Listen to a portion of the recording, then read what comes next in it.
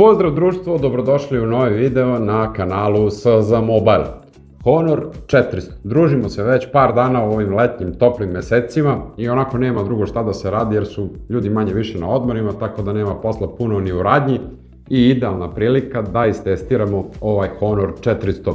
A da bi sve to bilo moguće, pomogli su nam ko bi drugi nego drugari iz Tehno kruga, izdvojili su ovaj Honor iz svoje ponude i dali ga meni na testiranje. Naravno, sugestija je da ih zapratite na YouTube-u i na društvenim mrežama i da pogledate njihovu ponudu na njihovom sajtu tehnokrug.rs, a ujedno da zapratite i SZ Mobile na YouTube-u. Honor 400 serija se već nalazi par meseci kod nas na tržištu, tako da bi se ovo moglo nazvati neki polugodišnji presek i recenzija sve zajedno. Kada pogledamo telefon ovako na prvu, dosta podsjeća na iPhone i ima taj neki iPhone-oliki dizajn. Ja bih rekao da Honor malo luta u ovoj mid-range kategoriji i traži neki izgled koji bi odgovarao svima. Za razliku od Honor 200 serije koja je po meni bila dosta ružna, ovdje je ovaj izgled dosta ulepšan i telefon dosta lepše deluje u odnosu na Honor 200 Pro modele. Kamera blok je mnogo lepši. Jedino što bih mu ja zamerio je ovaj natpis na poređini koji je stavljen ovako vertikalno umjesto horizontalnog natpisa kao što su imali ovi stari modeli. Meni je ovo bilo mnogo lepše i efektivnije bez ovog natpisa sa strane, nema potrebe i ne vidim svrhu ovoga. Ergonomija telefona je odlična, nema mu se stvarno šta zameriti, dosta lepo leži u ruci, ima samo 186 grama, jeste da ga Honor deklariše na 184, ali ja sam izmerio 186 grama. Sa desne strane imamo samo tastere za pojačavanje, smanjivanje, paljenje uređaja. Na gornjem delu telefona imamo zvučnik i ER Blaster koji ne znam u principu ko koristi, koji god telefon da sam imao ja to nikad nisam koristio. Sa donje strane telefona imamo konektor punjenja i još jedan zvučnik koji zajedno u tandemu sa ovim gornjim zvučnikom ispucava stereo zvuk. Mogu vam reći da je primetno jači ovaj donji zvučnik od gornjeg i onda to bude malo disbalansa, ali u ovoj cenovnoj kategoriji svakako je dobro što i ima uopšte stereo zvuk. Poslušajte sami kako to deluje.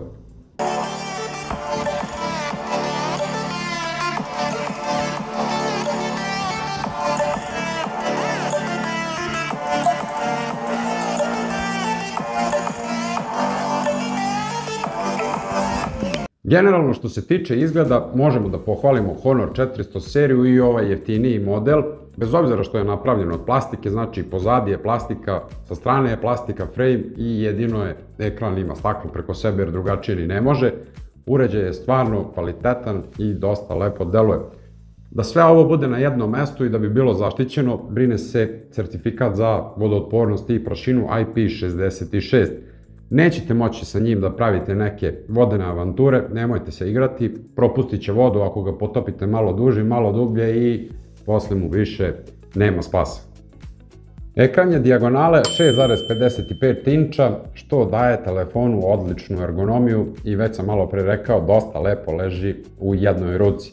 Nećete imati problema da bilo šta vidite po sunčanom danu na ovom ekranu, jer se Honor hvali sa nekim brojkama od 5000 nica osvetljenje. Meni to malo nije realno u poređenju sa Ultrom, nije to baš tako, ali nije to ni za porediti sa Ultrom. U suštini vidi se lepo i solidno na jakom dnevnom svetlu, tako da nećete imati nikakve probleme sa ovim. Osveženje ekrana naravno 120 Hz, nije ona napredna LTPO matrica, tako da radi ili na 120 Hz ili na nekom adaptivnom modu kad on određuje 60 ili 120 Hz.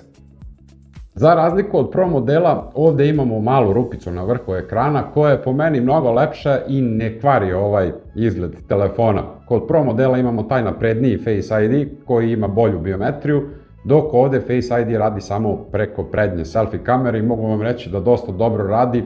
Iznenadio sam se kako to radi samo na prednjoj selfie kameri. Kada smo kod zaštite, imamo i Touch ID ili što bi se reklo otisak prsta koji je malo na nižoj poziciji na ekranu, ali to je tako i ne može biti drugačije jer je taj optički čitač otiska prsta u principu jedna mala kamerica koja ne može biti nigde drugde nego tu u tom praznom mestu. Kada bi bila gore iznad bliže polovini ekrana onda bi telefon bio mnogo deblji jer ne bi mogla tako lako da se spakuje ispod baterije. Nisam zatekao situaciju da taj optički čitač radi loše ili da radi polovično. uglavnom je brz i nema mu se stvarno šta zameriti. Do sada smo pričali u superlativu o Honor 400 modelu, ali moramo da kažemo i neke lošije stvari ovog modela, makar ono što se meni ne sviđa, jer ja radim realnu recenziju i niko me ne plaća za ovo. Po meni veliko razočarenje na ovom telefonu je baterija, silikon-karbonska baterija od 5300 mAh, čista marketinška fora po meni. Prvi problem zašto mi se ne sviđa je punjenje. Ne možete naći punjač koji joj odgovara. Imam punjač od 67 W, Xiaomi originalni punjač, neće da je puni kako treba, 90 W. 45 W punjač od Ultra Samsung original, neće da je puni kako treba. Pokazuje on 45 W animaciju, ali je puni samo 90 W. Punjač od Huawei-a 45 W, takođe, on je još i gori u stvari, 6-7 W. I onda se setim da imam neki stari 45 W punjač koji je bio za Note modele i njega prepoznaje kao 42 W punjenje i ima malo brže punjenje, do 35-6 W ide to punjenje. Treba vam sat vremena da napunite bateriju sa takvim punjačem, ali da li ćete vi imati takav punjač? Velika je verovatnoća da ga nećete naći, a originalni punjač može da se nađe, ali košta sigurno 50 evra pa možda i više. Što uz neku regularnu cenu plus punjač nije baš neka sjajna kupovina. Druga stvar koja mi se ne sviđa na ovoj bateriji je njeno trajanje. Jedno veče u testiranju, ostalo mi je bilo 11% baterije, bilo je kasno u noću i rekao neću sada ga punim, punit ću ga ujutru, taman će mi trebati da snimim neku pokrivalicu za punjenje.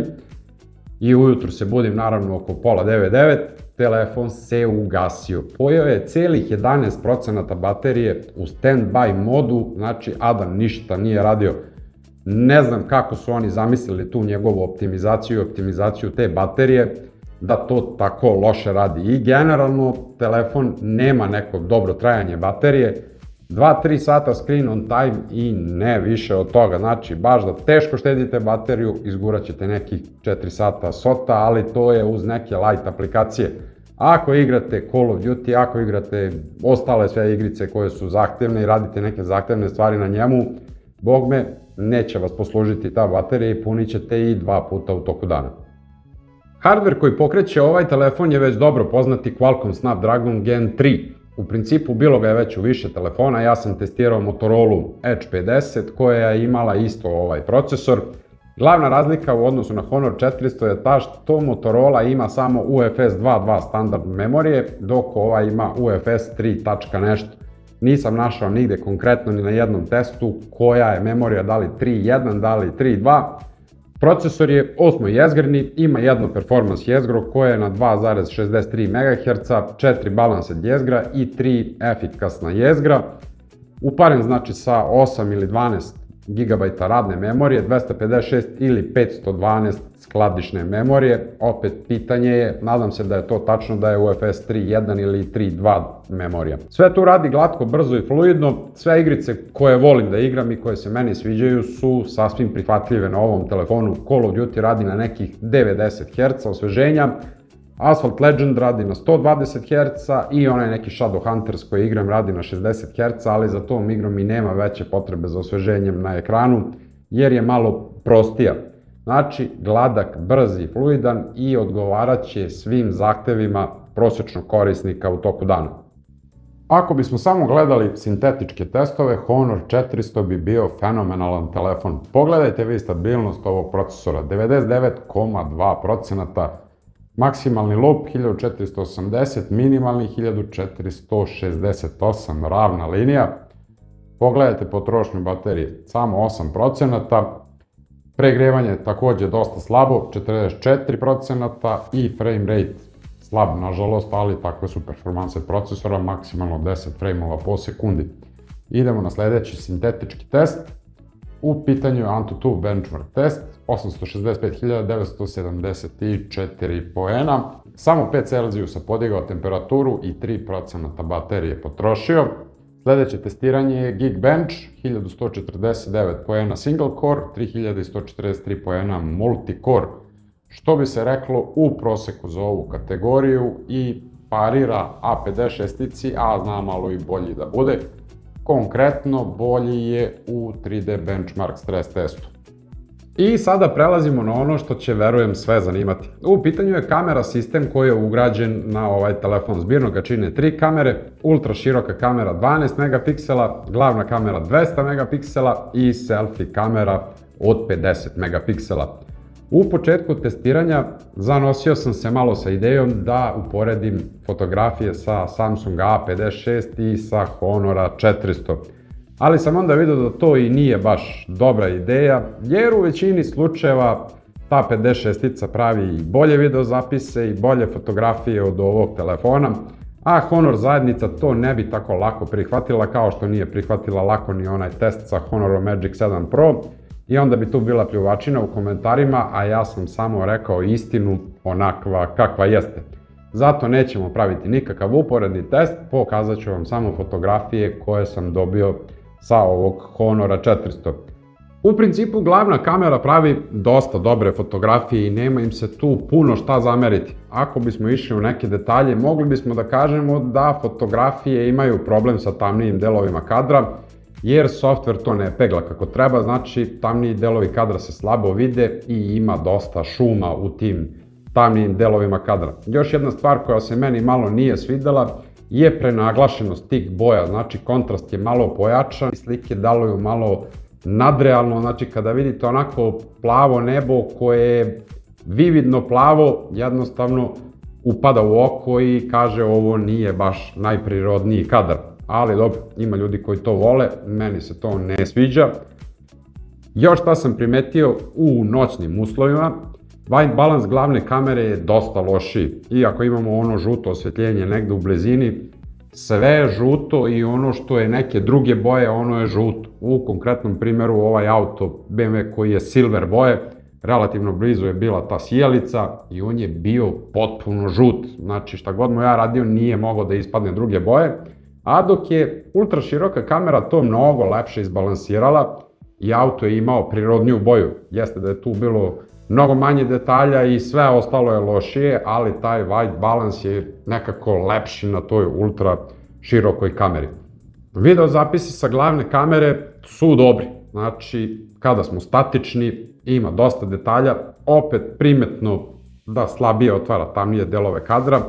Čim uđemo u tamniji prostor, odmah se tu pojavljuje šum, tako da ima tu mesta još za ispravku na ovim kamerama. Stabilizacija takođe odrađuje dobar posao, znaju da se primete koraci kada snimate u pokretu, kada ste statični taj video je dobar. Nažalost, samo 4K pri 30 frejmova u sekundi.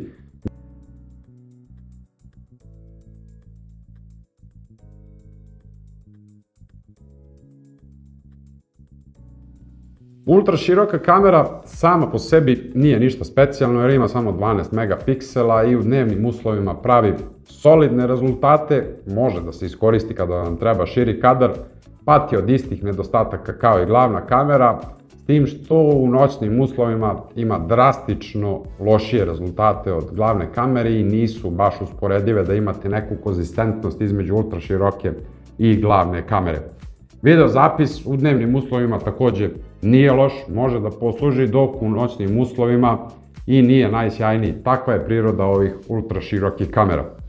Manje više, sve na stranu, najviše me je razočarala prednja selfie kamera koja ima 50 megapiksela. I u dnevnim uslovima kada nešto snimate sa njom, rezultati su dosta loši, subjekat onako bude malo mutan u kadru.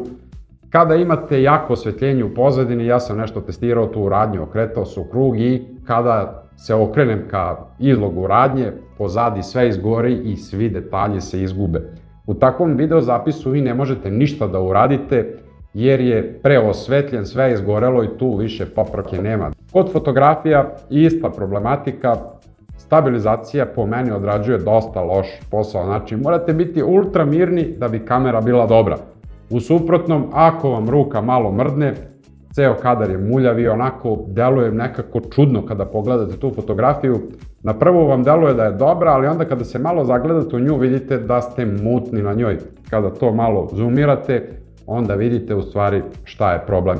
U noćnim uslovima je isto takva situacija, fotografije su još gore, a video deluje kao akvarel na platnu. Znači toliko nekako muljavo i nejasno da ova kamera prosto ne opravdava svojih 50 megapiksela.